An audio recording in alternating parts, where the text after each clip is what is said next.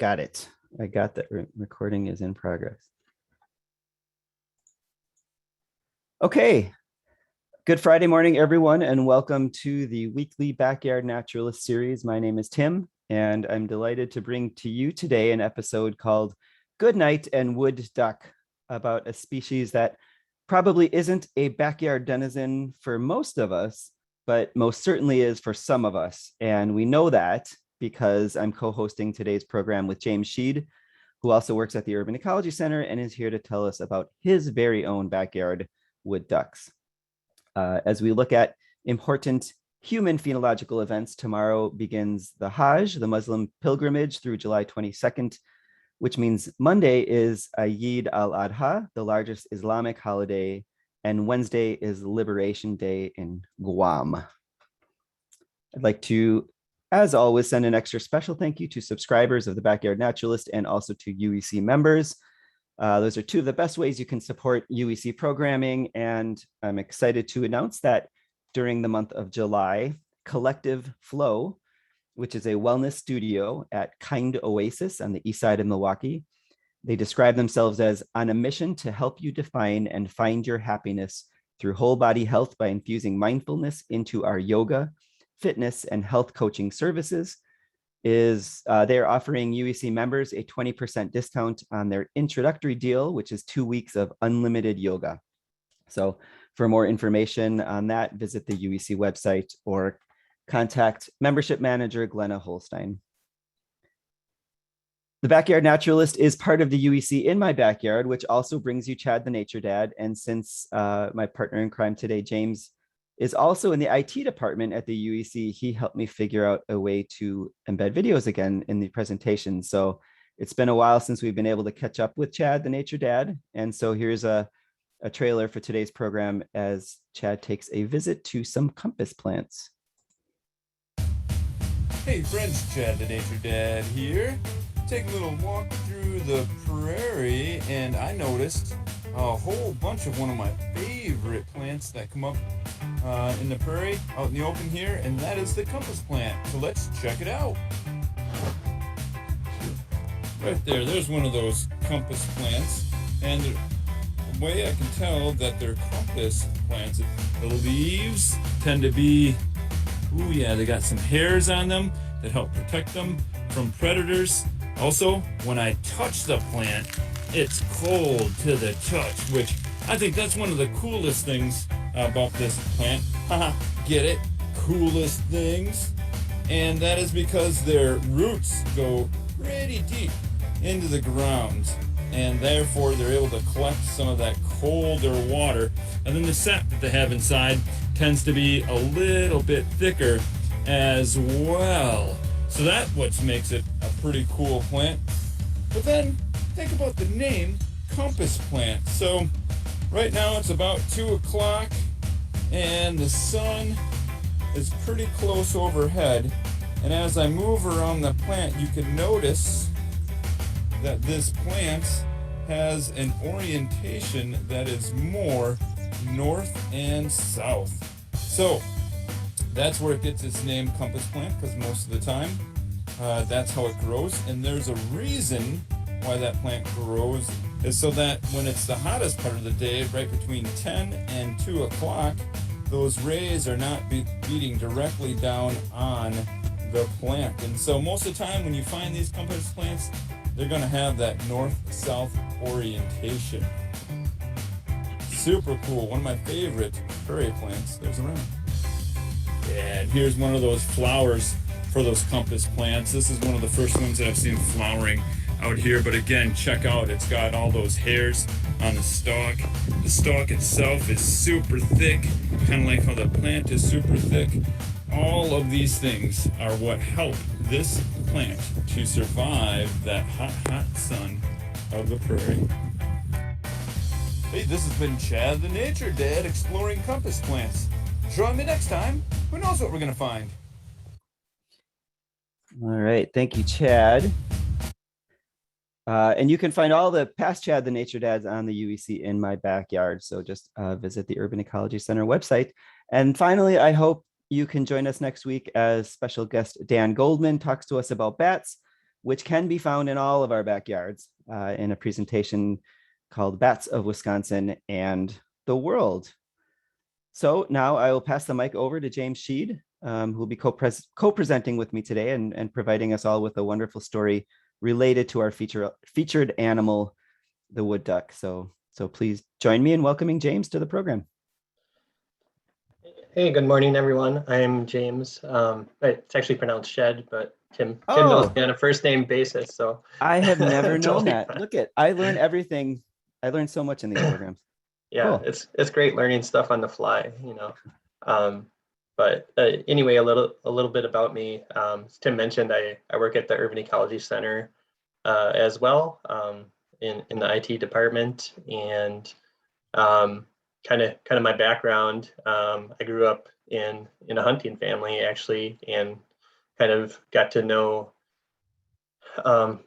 birds at a young age, and especially ducks. And later in life, that kind of translated into bird watching. And I've gotten to bird watch with a number of you at Urban Ecology Center, which has been great. And about 3 years ago now, my wife and I bought a house in Glendale, which happens to be on the Milwaukee River. And the first spring we were here, we kind of decided, hey, wouldn't it be cool to put up a wood duck nesting box along the river and just kind of see what happens? And we did it, and lo and behold, we had a wood duck use the box that first spring. And so this is our third season now, and every season we've had a wood duck come and use our nesting box. And but last year I was kind of at this point where, hey, it'd be kind of cool to try to get some video footage of the wood ducks using this box. And I set up a couple cameras last year, and it didn't really work out. I didn't have them in the right location, and the motion detection wasn't working. So this year I gave it a fresh start and put a little more time and energy into it, and got some pretty cool video footage. And I decided to kind of make it into a story. So kind of sprinkled in today's lecture about wood ducks is this video story that I put together. So I hope you enjoy it. So this first one is just kind of showing the first visit to the box this spring. So whenever you're ready, Tim.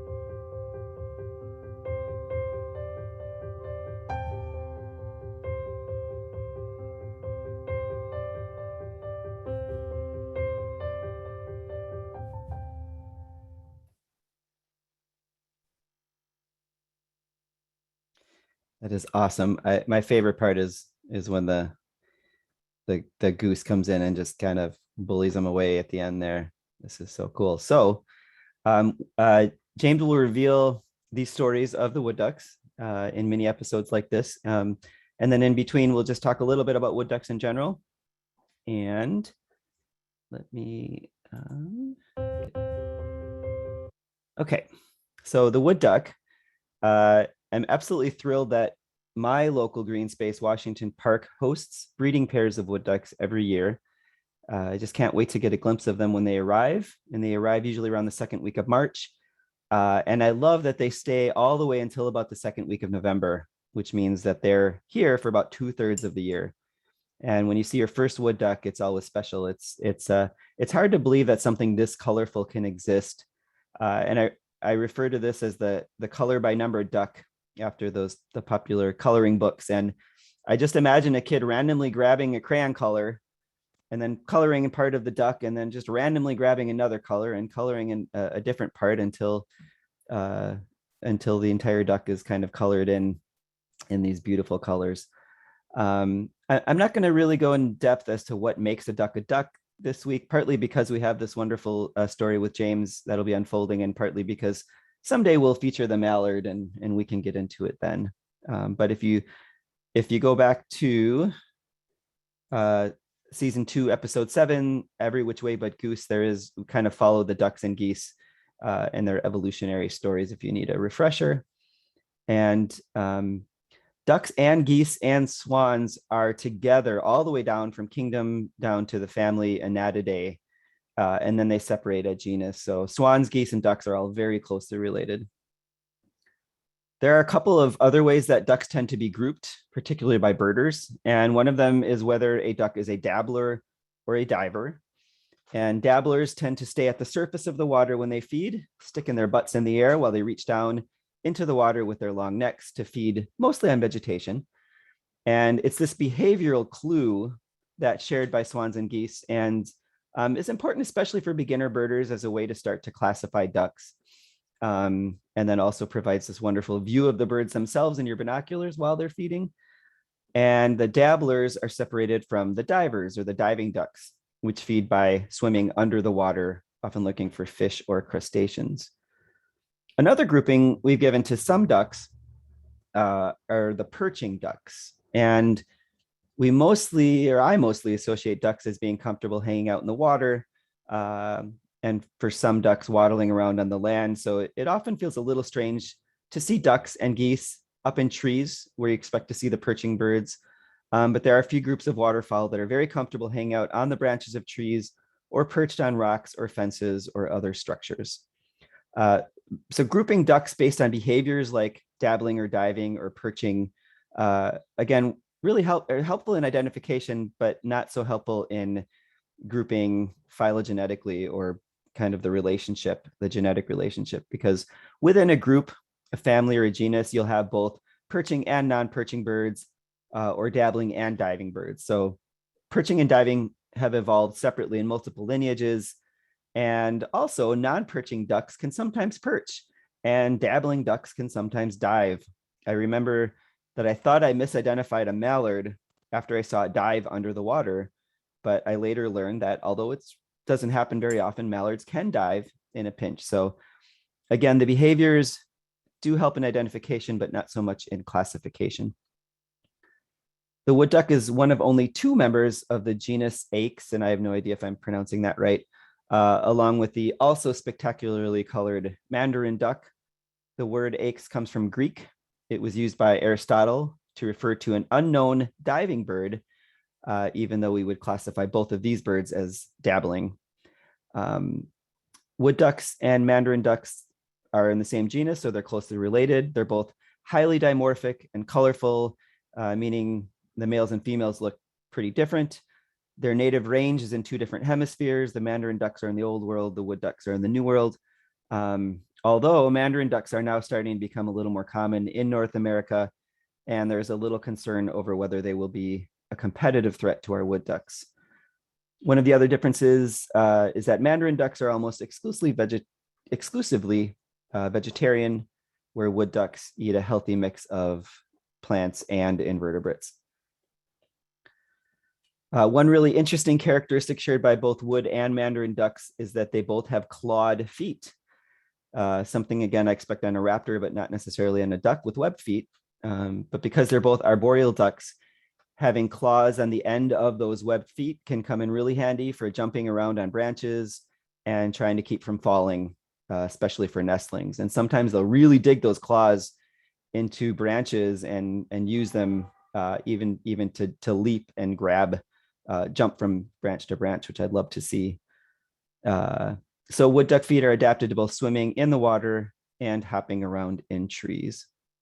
And another characteristic shared by both ducks is that they're cavity nesting ducks. And James and I were talking yesterday, trying to figure out how many other cavity nesting ducks there are. And both buffleheads and goldeneyes are also cavity nesters. And some mergansers will also nest in cavities, but they can nest on the ground as well.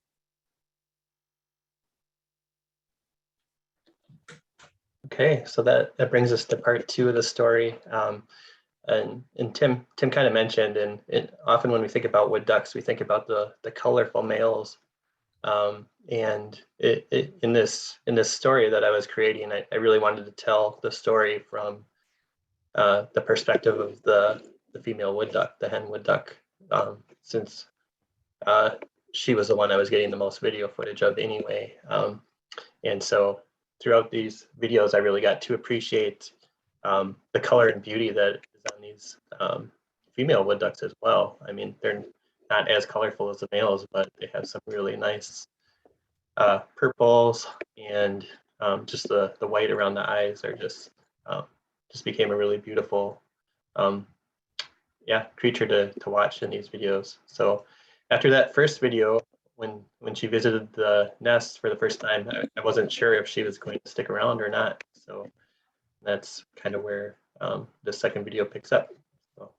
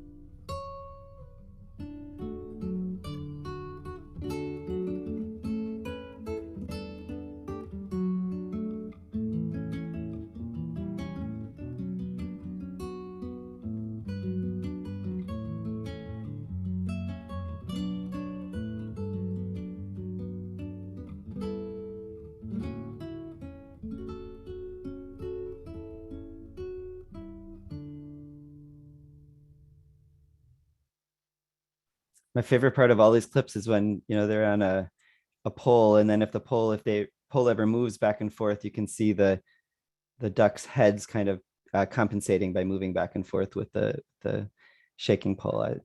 I love that part. So, all right, let me get back. Okay.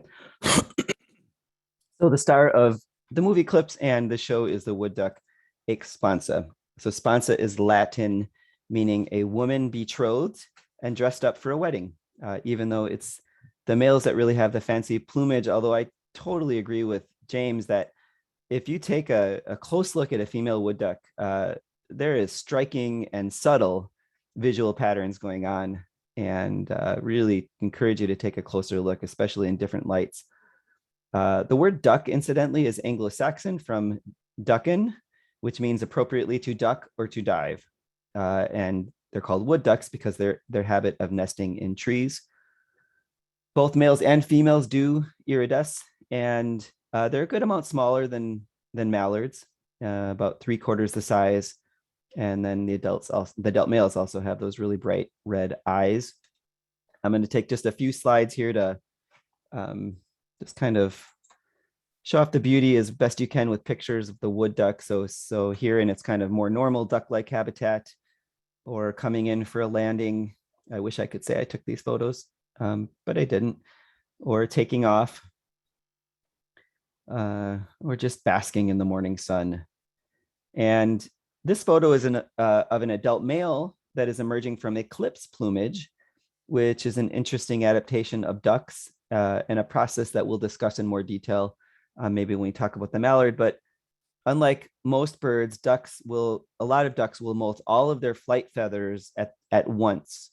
And in most birds, the pattern is that they'll molt individual feathers symmetrically. So if they lose one feather on this side, they'll lose the same feather on the opposite side, one at a time, so that they can continue to fly while they're molting or changing their feathers. But many ducks molt all their flight feathers at once, which means for a period of time they can't fly, and they're quite vulnerable. And so for a time, the male will resemble the female, again, taking advantage of the camouflage during this vulnerable time until his new flight feathers finish growing. And you can see those little blue bars in the middle of his wings are the sheaths around a whole group of new feathers that are coming in. All right, we'll pass it back to part 3.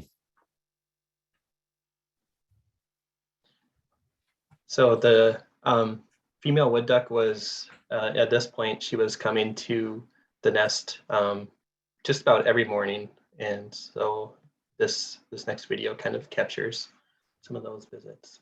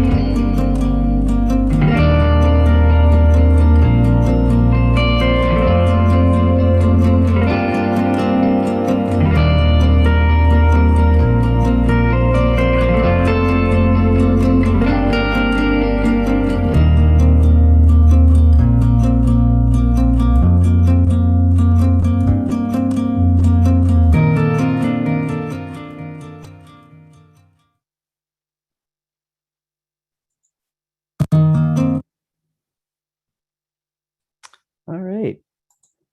So wood ducks nest in varied habitats as long as there's water nearby. So wetlands, lakes, rivers, streams, Washington Park Lagoon, and along the Milwaukee River at James's house.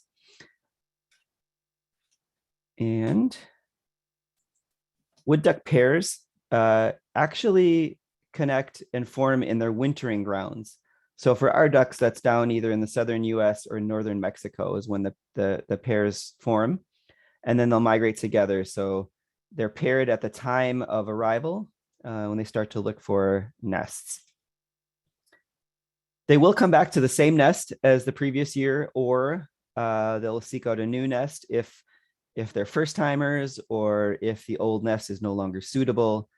And you know that the natural nests are tree cavities, usually near water, But sometimes they can be 60 feet, or they can be 100 feet away from water or more.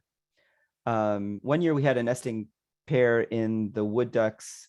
I'm sorry, a nesting pair of wood ducks in the tree behind the Gertha Schiller statue at Washington Park, which is a decent ways away from the Washington Park Lagoon.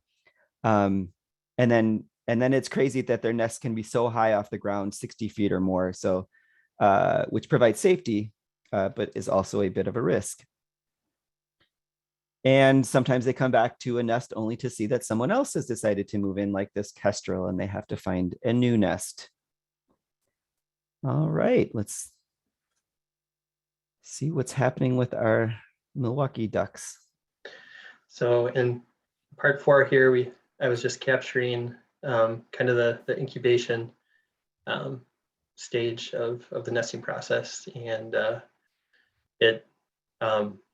least what I was interpreting through the video clips was it's a long process, and just a lot of sitting and waiting. So hope you enjoy this video.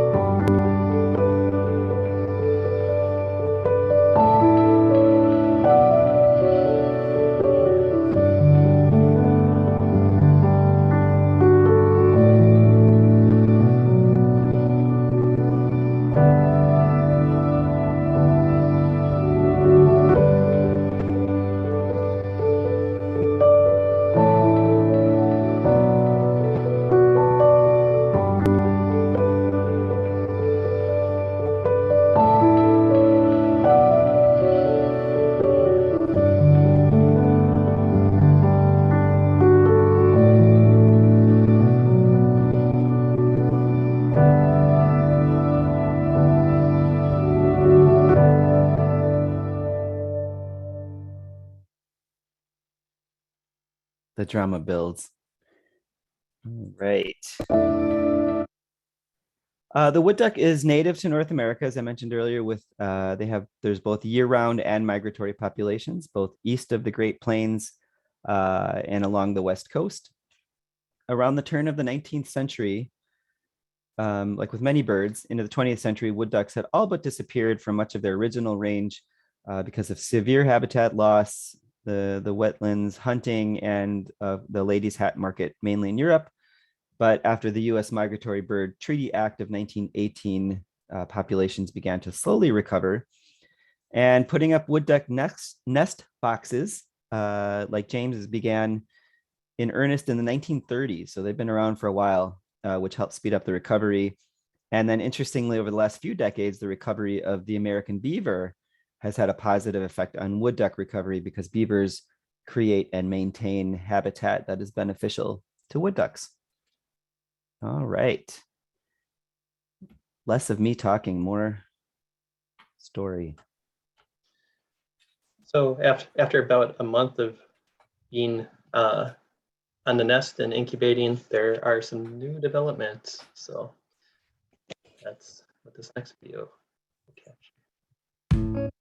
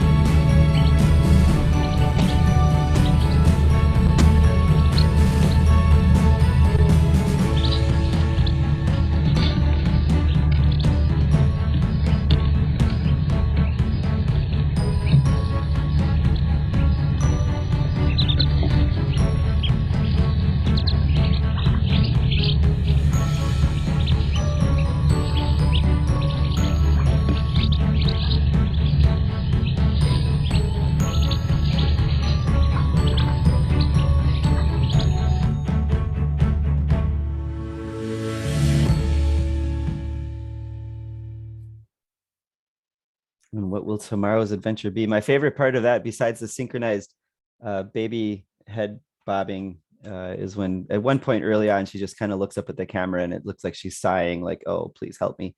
But I will move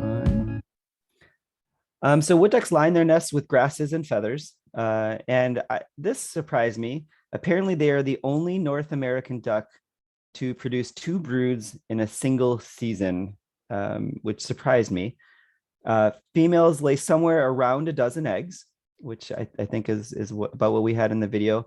And if there is another nest close by, and so sometimes if you have 2 nest boxes that are too close to each other, wood duck females will sometimes dump additional eggs in another female's nest. So that's why in that last video, or 2 videos ago, they had that unwelcome, another female wood duck was visiting and mom was getting her out of there because it could be what she was looking for. So sometimes if you do get a female that dumps her eggs in another female's nest, you can get 30 eggs in a single nest. And that unfortunately usually leads to mostly unsuccessful incubation. And as you saw in the video, when the young hatch, they're precocial, which means they're ready to go, unlike most songbirds that tend to be born blind and featherless and pretty much helpless and require parental care. So with that, we will move to the final episode of the Wood Duck Saga. Okay, so final episode, obviously we're capturing the moment we're all waiting for when the ducklings experience the outside world for the first time. So enjoy.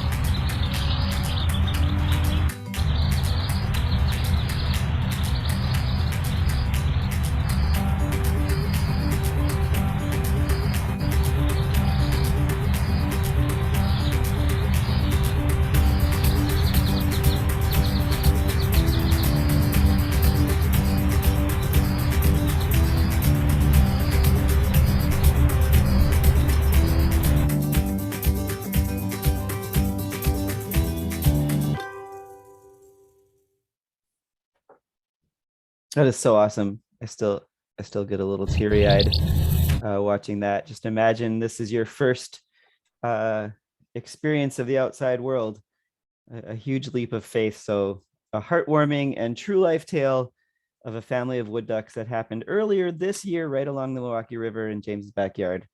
And if nothing else leaves an impression, just try to capture the image of a flightless duckling hurtling themselves into thin air in a true leap of faith. Once they hit the ground, as you saw, they can scurry, they can swim, and they'll start searching for food, which is berries and acorns and seeds and also invertebrates. Or you can ponder this image of a northern screech owl that decided to hang out in an occupied wood duck nest for a while, much to the consternation of the occupants. And as far as I know, this owl did not harm any of the young that were in this nest. And just because I can't get enough of seeing it rain ducklings, I'm going to end this portion with a couple of videos, not quite as well done as the videos you've been watching all day, but you can see some other examples of this first leap of faith.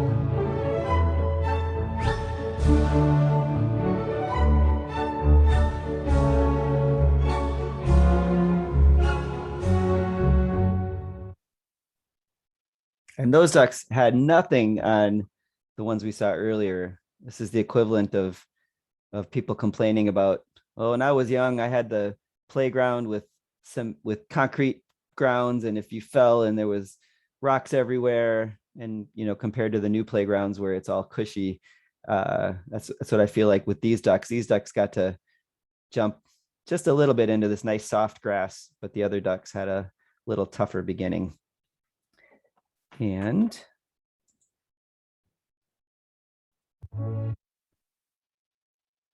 we'll do one more short video here. We're inside a tree 15 feet above a lake high in the Rocky Mountains. We're in a nest of wood duck eggs, hatching after a 30-day incubation. And we're here to witness a rite of initiation that is at once daunting and amazing. Even though the mom duck laid her 11 eggs on different days, she didn't start sitting on them till they'd all appeared. That way, they'd all hatch on the same day.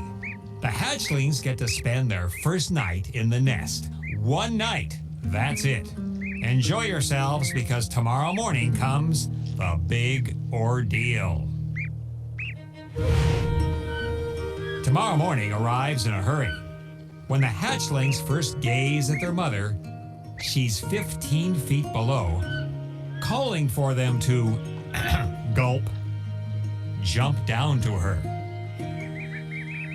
Can you imagine how much courage you'd need to take the plunge to mama? Your first day on the planet, never flown before, now having to leap the human equivalent of 30 feet or more. Wow, made it! None the worse for wear. The truth is, 15 feet isn't that big a deal. Some hatchlings have to leap 60 feet.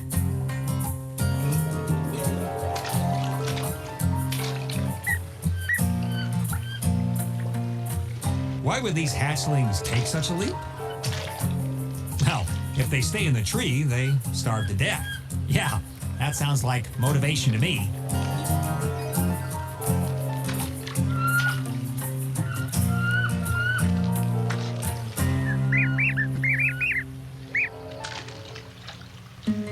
Mom and her 11 little hatchlings. After a rite of passage like this one, they're ready for absolutely anything.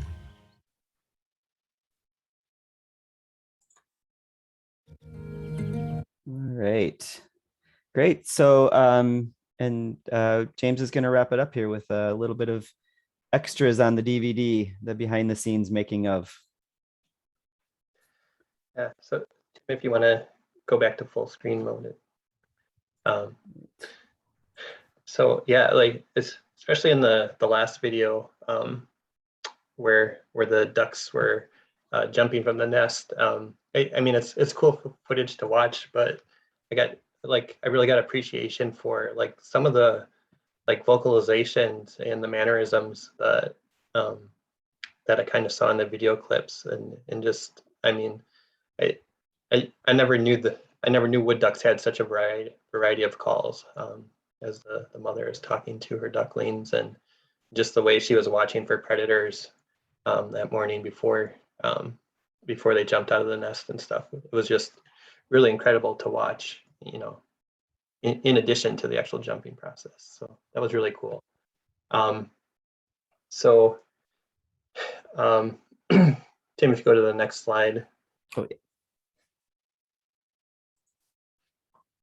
So, and you have to click through these one at a time, Tim. Sorry, I should have warned you.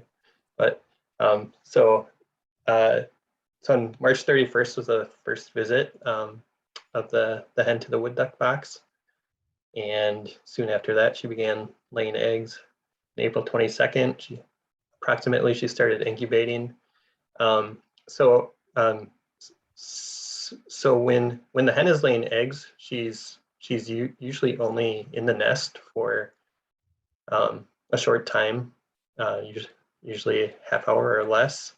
I did observe, like, we had some cold days in April before she started incubating, and some of those colder days she would remain in the nest longer to keep the eggs a little warm on those cold days. But she really doesn't start incubating until all her eggs are laid, and that was around Earth Day, about April 22nd. May 24th is when the ducklings hatched, and then the very next day is when they took the leap of faith and entered the outside world, which is pretty incredible to be one day old and be out there outside the nest. So my wood duck box is mounted about 12 feet off the ground, and actually when we bought this house, there was already this pole along the river with this flat flange on top, and we're like, I wonder what what used to be here. I mean, it was obviously probably some kind of either birdhouse or nesting box or something. So it was just like the perfect spot to mount this wood duck nest. So when the ducklings actually jump, it's probably about 17 feet from where they're jumping down to the, factoring in the slope of the riverbank and stuff. And as Tim pointed out, like it didn't seem like a very soft landing for them. So I may try to make a little better accommodations next spring by shuffling some rocks around or something. But yeah, there were 12 eggs in the nest, and 9 of them hatched. It's possible there was another pair of wood ducks that were hanging around the area. It's possible that the other hen may have laid some eggs in the box, as Tim pointed out, the nest dumping.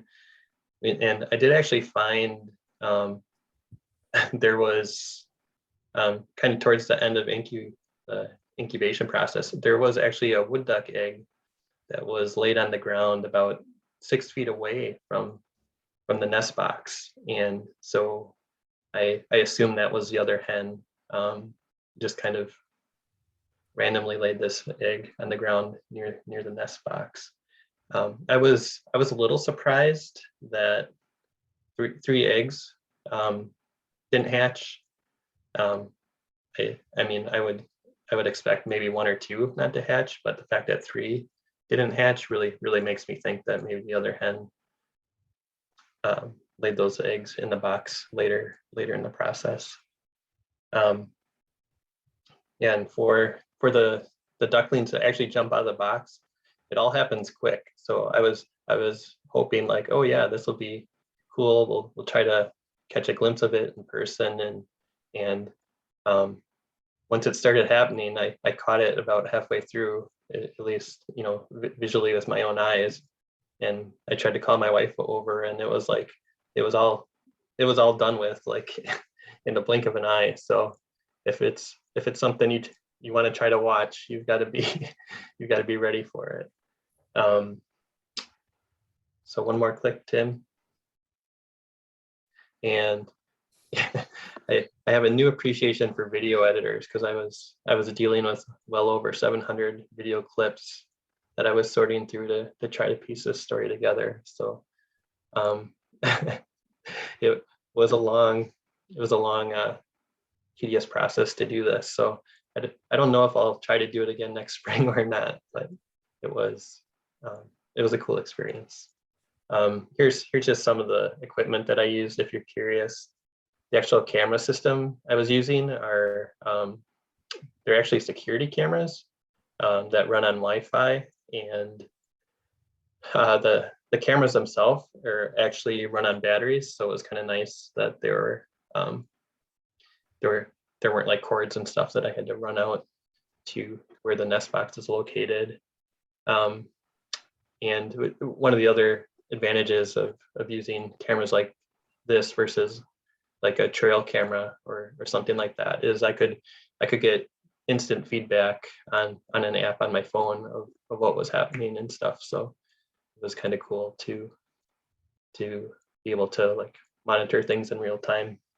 And then I ended up adding a Wi-Fi extender just to get a stronger Wi-Fi signal out to the nesting area, which definitely helped the cameras to get higher quality video. So this is this slide is kind of showing the camera placement of where I actually located the cameras to capture the video. If you go to the next slide, Tim, and start that video.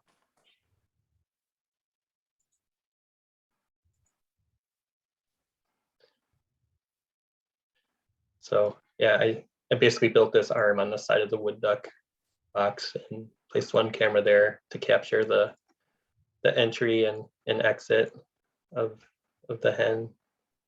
And then I had a camera mounted on the inside, so I could watch what was going on in there throughout the nesting process and laying eggs and incubating and hatching and all that. So in the bottom, you'll notice there's wood shavings. Go ahead to the next slide, Tim.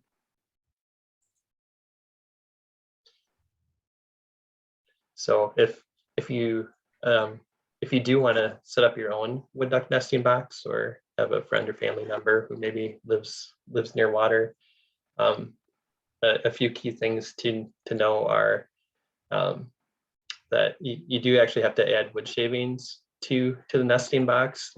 Unlike other bird species, wood ducks won't actually build a nest.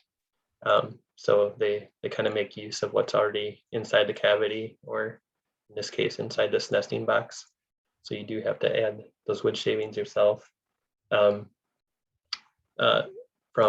when I was doing research about setting up my own nesting box, placement is critical.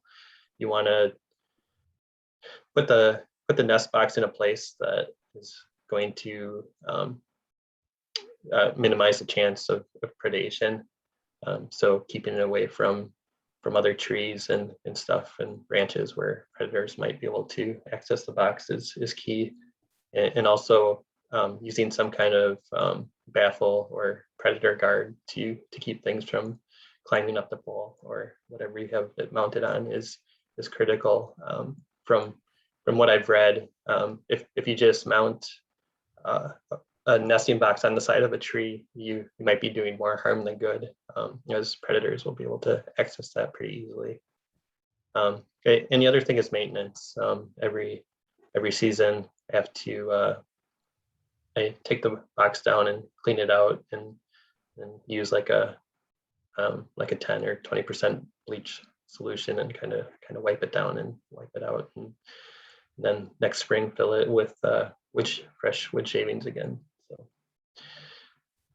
those are some key tricks if you want to try it for yourself.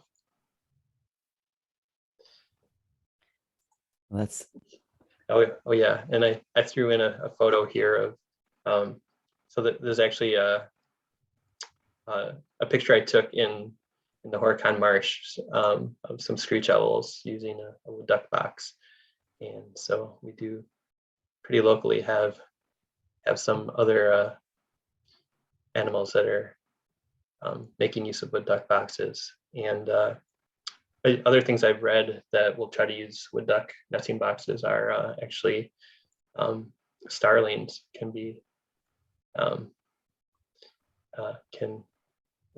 they're also cavity nesters, and they can drive off wood ducks, and they kind of have the numbers. The number of birds can kind of gang up on the wood ducks and drive them away. So starlings, unfortunately, can get in the way of the wood ducks. So. Well, that's awesome. And that wraps up our wood duck saga for today. I really want to thank James Shedd again for the way that he captured this story with stunning visual footage and excellent production value. 747 clips of video to go through. If you'd like to see wood ducks, you can visit the Washington Park Lagoon or look for them just about anywhere else you have rivers or wetlands or lagoons. And thank you for joining us this morning, and we will see you next week. I will stop.